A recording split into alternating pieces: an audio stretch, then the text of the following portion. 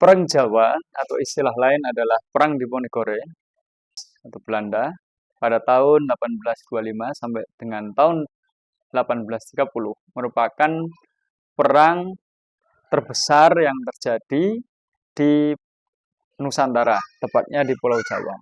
Karena menurut perkiraan pada waktu itu jumlah populasi eh, masyarakat Jawa berkurang sekitar 200.000.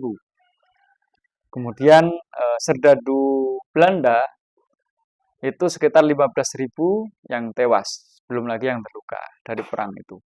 Nah, perang Diponegoro merupakan tonggak sejarah bagi bangsa Indonesia karena setelah terjadinya perang Diponegoro ini yang berlangsung selama 5 tahun, yang akhirnya Pangeran Diponegoro selaku pamong atau pemangku dari kerajaan Mataram Jogja atau Kesultanan Jogja ini menyebabkan kerugian besar sepanjang sejarah Hindia Belanda selama berkuasa di wilayah Nusantara.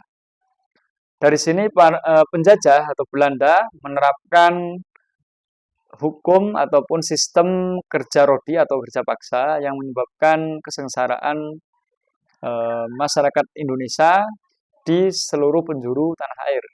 Dan itu menyebabkan protes besar dari para kalangan intelektual Belanda yang pada akhirnya setelah itu masyarakat pribumi atau masyarakat Indonesia diperbolehkan untuk bersekolah di sekolah-sekolah Belanda.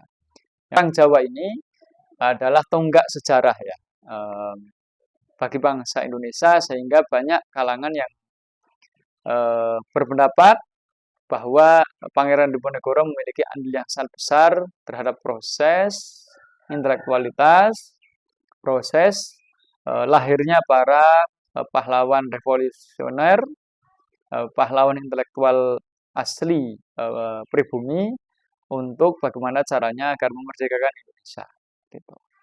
Sehingga teman-teman semuanya memang Pangeran Diponegoro ini menjadi salah satu simbol perlawanan ya, karena memang selama Belanda menguasai Nusantara pada perang Jawa inilah mereka mengalami kerugian yang sangat besar, bahkan kas Belanda itu sampai habis ya, sampai gulung tikar begitu. Bukan hanya secara perbendaharaan, bukan secara finansial, secara moneter, tapi juga jumlah pasukan yang habis atau yang tewas pada saat perang itu.